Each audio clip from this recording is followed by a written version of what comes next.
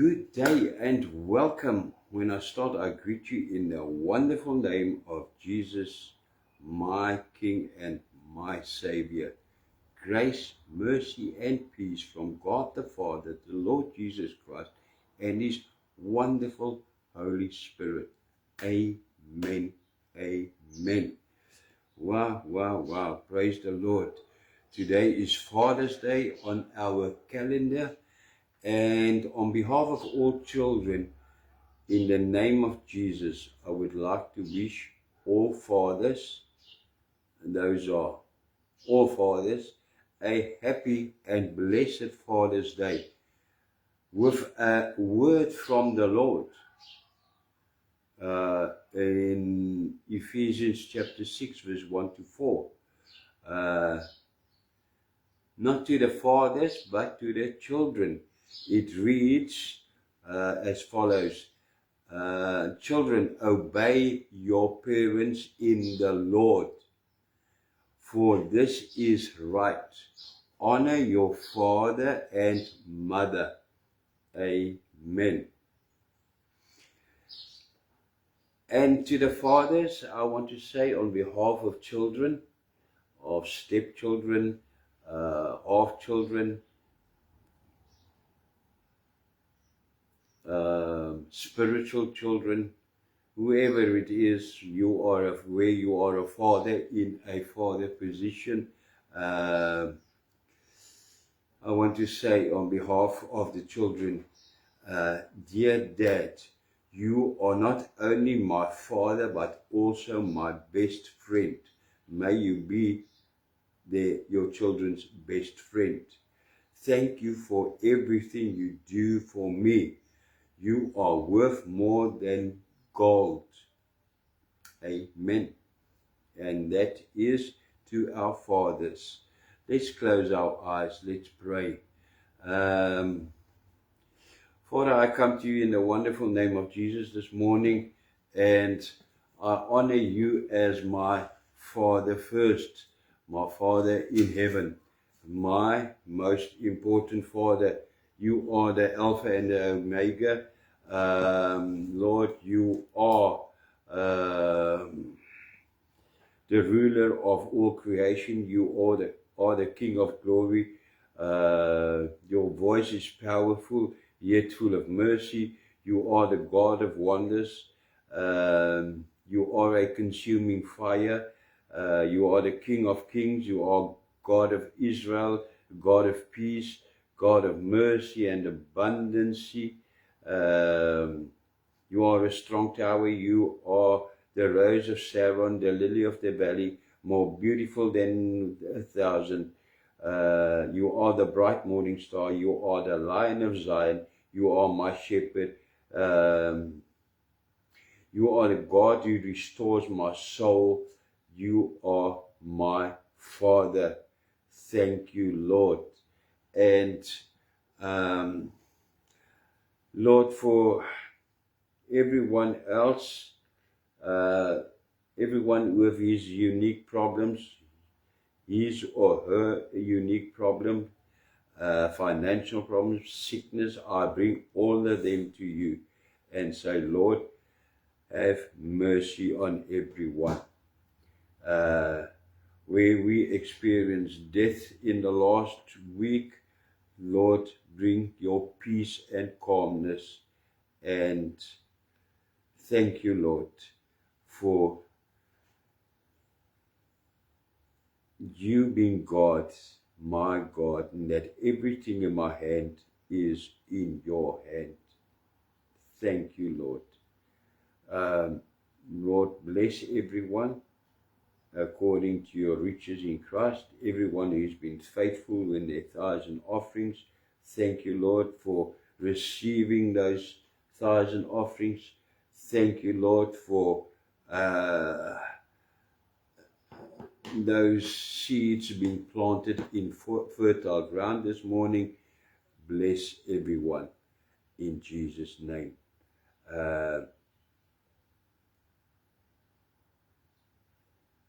On this Father's Day, I also ask, Lord, as a father, open our ears and our hearts so that we may hear your voice.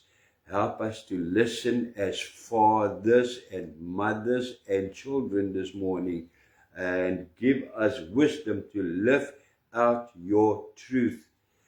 Bless us now as we listen together to your word, in the name of Jesus, our Lord, our King, and our Savior. Amen and amen. Thank you, Lord. Yes, it is Father's Day, as I said, and there are probably very few things more important to believing parents, believing fathers, than the salvation of their children. Likewise, few things can break a parent's heart, a father's heart, more deeply than children who turn their backs to the Lord and His gospel. Amen. Now, that brings us to a question that many people ask, many children of God, many fathers and many parents in the Lord. The question, will my children be saved? And this is quite an important question, which we are the Lord grateful for explaining it to us this morning, because many Christians believe that God works differently with their children than with the children of the unbelievers.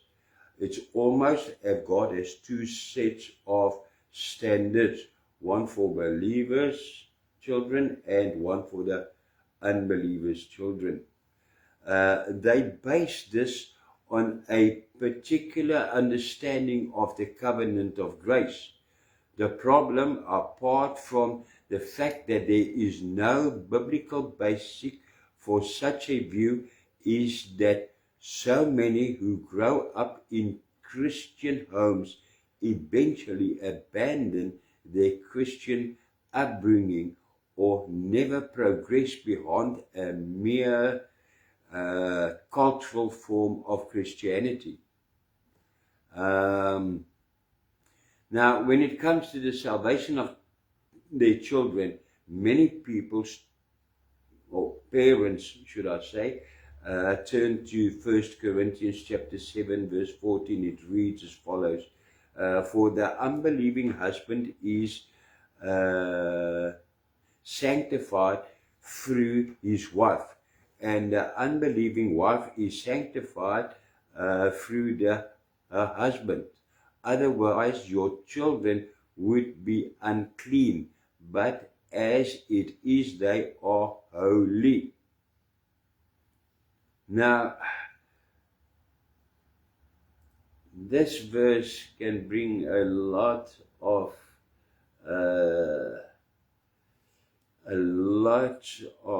understandings forward, and not necessarily the truth. That's why I'm giving you the original text now. The original text reads, the unbelieving husband is acceptable before God through his relationship with his believing wife, and the unbelieving wife through her relationship with the believing husband. Otherwise your children would be pagans, but now they belong to God. Very important. If being sanctified here meant being saved, it would imply that children are saved on the basis of one or both of their parents' faith. Then it would also mean that a unbelieving wife guarantees the salvation of a believing wife guarantees the salvation of an unbelieving husband, or vice versa. Clearly, that is not what God teaches us in the Bible. In the context, Paul is giving, in verse 14, is giving a important reason. To sanctify something means to set it apart. Paul is therefore saying to the believing spouse, your unbelieving spouse, as well as your children, have been set apart. They are especially privileged. Why? Because the unbelieving spouse lives daily with someone who spreads the fragrance of Christ, and the children hear the gospel from their earliest years. That gives them, I would say, quite a head start. That's why in all likeness this will lead many of them, not all of them, but many of them, to faith. Therefore, says the apostle, do not leave the family.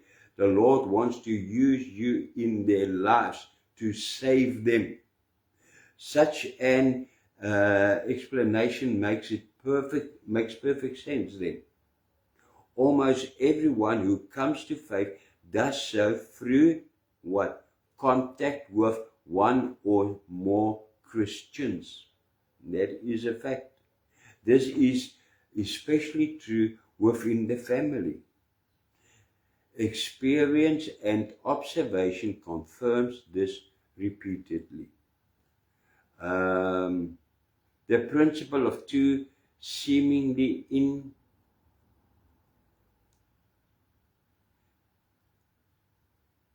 irreconcilable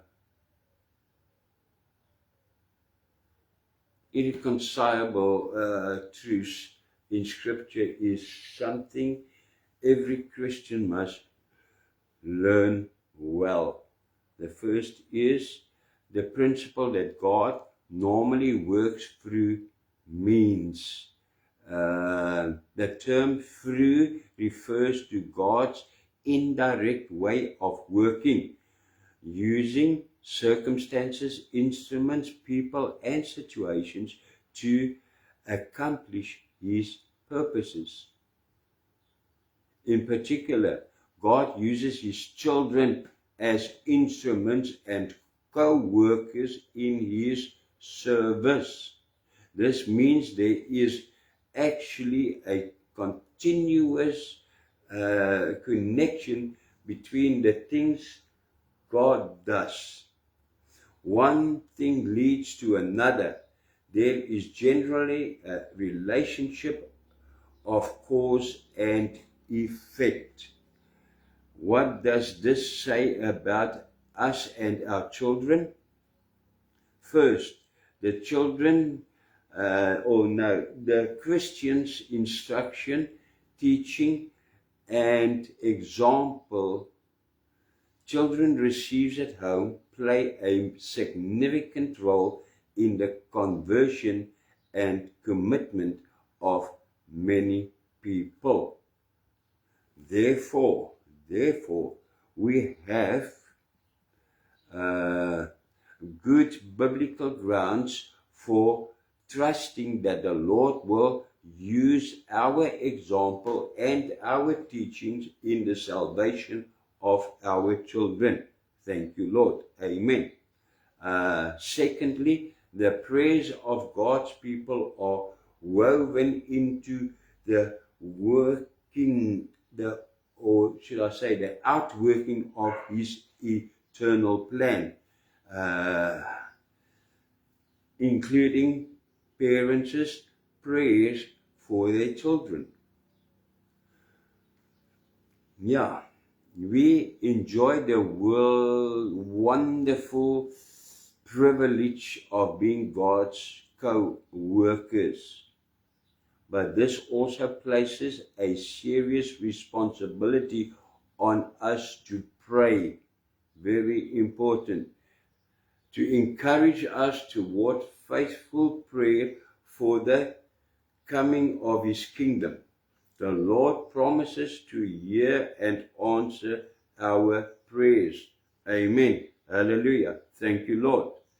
Therefore, let us pray continually, faithfully, and expectantly for our children. Not just, Lord, be with my children, help them today. No, save them, Lord. Save them. Save my children. They belong to you. They've received your word, Lord, from as when they were babies. Your example, Lord, they live by your example. Save them, save them, save them.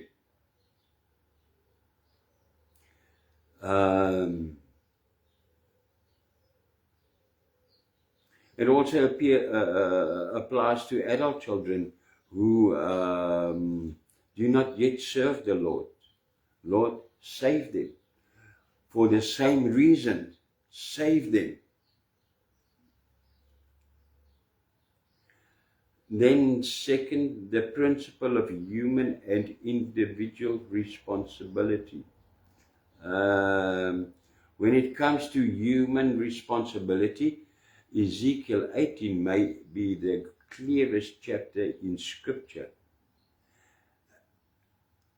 Again and again and again, this chapter assures us, even in the Old Testament, that every individual is personally responsible before God.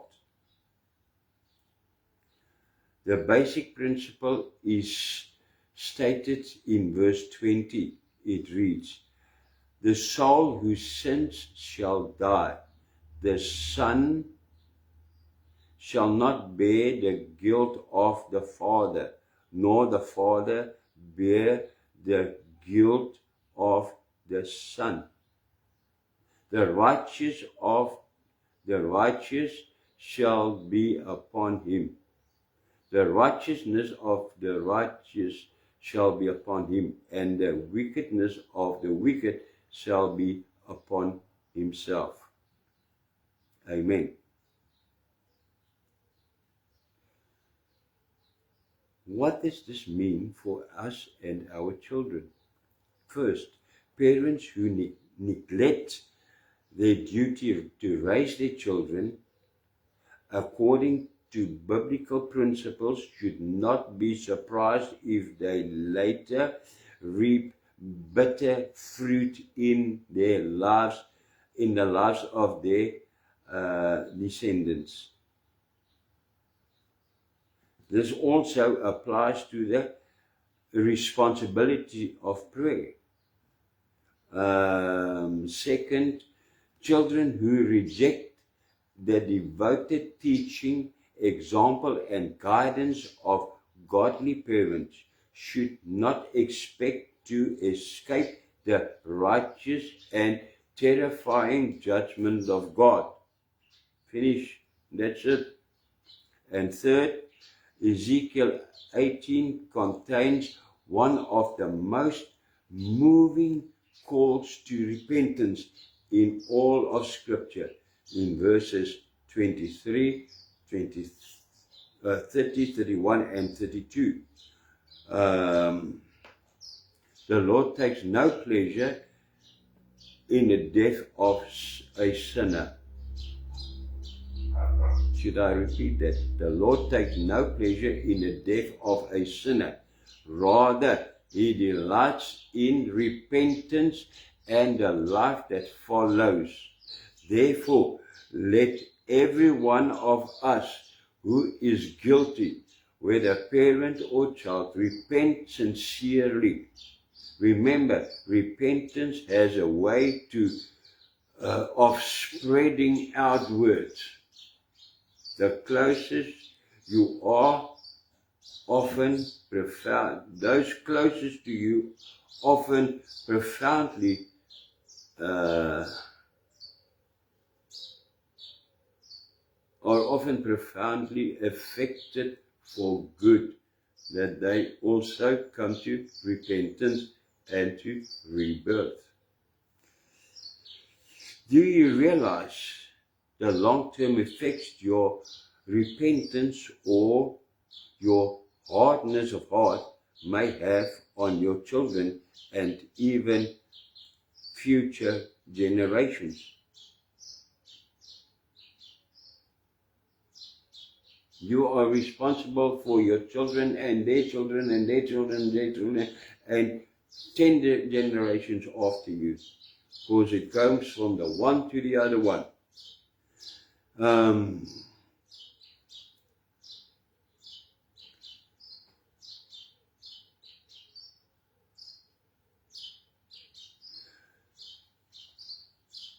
One can hardly say more than this. The unsaved parent and unsaved children, their sorrow will be deeper than most, yet the sacrifice that pleases God most is a broken spirit and a contrite heart. Psalm 51 verse 17. May those whose hourglass has not yet run empty have the courage to correct what has been neglected. Throughout history, many of the most devoted believers have had children who were lost without any evidence that this could be traced back to parental failure. Not the father's or the mother's fault, but the children with hard hearts. Parents, very important, listen to this. Make this your own this morning. It does not make it better if your children are not saved. It is still hard, so it's still painful, but parents cannot change their children's hearts. They can testify, but they cannot convince. Testify, testify, testify, testify. Regeneration is something only God can give. Faith itself is a gift from the Lord. Why do some remain lost even after learning the gospel from infancy? Well, the deepest reasons remains hidden from us. God is sovereign and does not reveal everything. Our understanding is limited. We live in dimensions far below God. God's sovereignty should not threaten us. On the contrary, many people mistakenly think God's sovereignty means He does whatever He wants, regardless of human effort. No, no, no. 1,000 times no. The sovereignty of our perfectly good God never operates contrary to the rest of His character. Remember that. Moreover, in His love, He has chosen not only to glorify Himself, but also to do so through the salvation of sinners, and by using His children as co-workers in that process. Thank you, Lord. Be glorified. Be glorified through me as a parent. We can know this for certain. If God, in His sovereignty, has determined to save someone, He will do so, regardless of how rebellious and resistant that person may be. It may even happen on a deathbed, but saved He will be saved.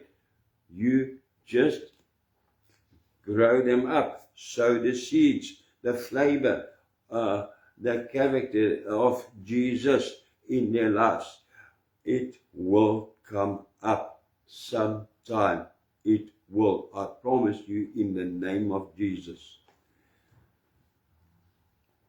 Likewise, God often saves people despite the fact that they grew up with unbelieving parents. Indeed, many times such children become instruments in the salvation of their parents. Amen. But God will save. We just have to bring our side. Amen. Without God's sovereignty and electing grace, there would be no possibility of our children being saved. They are conceived and born in sin, just as we are. Who but God could replace a lost sinner's heart of stone with a life-transformingly heart of flesh?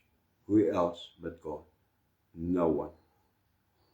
If you live a hypocritical life before your children, appearing devoted on Sunday, but living like the devil during the week, you should not expect them to serve the Lord as adults because of your example. If you do not raise your children according to God's ways, you are sowing seeds that will soon produce heartbreaking weeds in both your life and theirs. If you fail to discipline and correct your children, you may one day shed many tears over them. Worst of all, unless there is later confession, repentance, forgiveness, and rebirth, you will stand before the Lord accountable for your role in the rejection of Christ and His gospel. Amen. Make sure that you are in Christ. Make sure that you are in Christ. Then serve the Lord with an undivided heart. Be faithful to your calling as a parent, and you have every reason to hope and to trust that your children will be saved. Amen. That is that. The fact that God, who works through means and through orderly processes, places children in homes where He is worshipped in spirit and truth, may well be an indication of His gracious purposes for them and their future regeneration and devotion to Christ. Amen. The fact that children are entrusted in God's sovereign plan to parents who walk the path of faith and salvation is very likely a strong indication that God has great plans for your children. Let us, as parents, do everything we can to raise our children rightly and teach them according to God's revealed will. Let us live holy lives before them. Let us pray for them without ceasing. Then let us humbly leave the rest in God's sovereign hands, knowing that He, in His all-wise, all-good, and Almighty, the Almighty One, who in His time and in His way does what pleases Him and brings Him glory. Amen. And remember, Many unconverted children come to salvation long after their parents have passed away. I was one of them. While 1 Corinthians chapter 7 verse 14 does not teach any automatic salvation for our children, it does emphasize that they have been set apart, that they are especially privileged, and that the Lord will very likely use us as instruments in their conversion and salvation. Thank you, Lord, for this word. Thank you, Lord. For a week ago's worries about my children, Lord, I am not worried. I know that you will save my children in your time. I have done my part. I have given them to you. I have schooled them in you with your example, with your flavor, with your character. Lord, they will be saved. Thank you, Lord. Thank you. So let us pray. Let's be grateful and pray. Thank you, Lord, for your message today. Father, we come to you in the wonderful name of Jesus.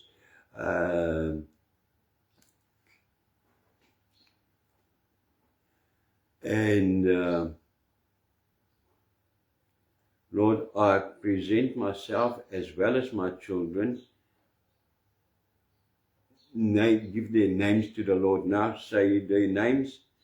I present them to you and pray for their rebirth of everyone who is not yet reborn.